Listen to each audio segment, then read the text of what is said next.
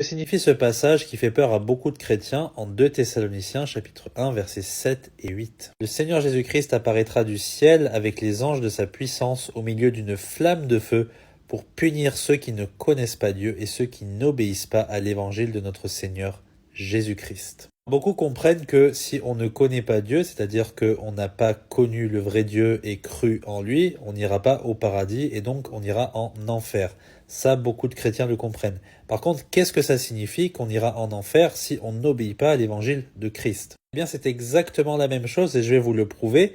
Obéir à l'évangile, c'est croire à l'évangile. Romains chapitre 10, verset 16 nous le prouve très facilement. Mais tous n'ont pas obéi à la bonne nouvelle, ou tous n'ont pas obéi à l'évangile, on va voir pourquoi. Aussi, Ésaïe dit-il, Seigneur, qui a cru à notre prédication? Pourquoi est-ce qu'ils n'ont pas tous obéi? Eh bien parce qu'ils n'ont pas tous cru à la prédication. Ainsi, la foi vient de ce qu'on entend. Vous voyez, foi, croire, obéir à l'évangile, c'est exactement la même chose.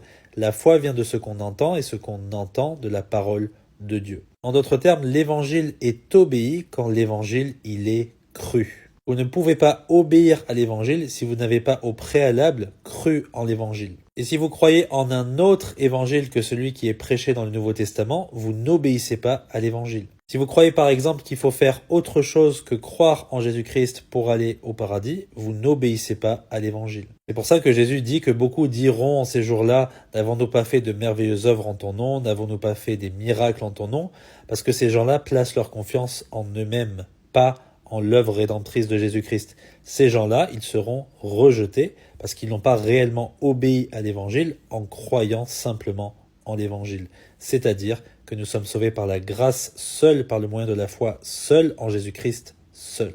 J'espère que c'est clair pour vous, que Dieu vous bénisse.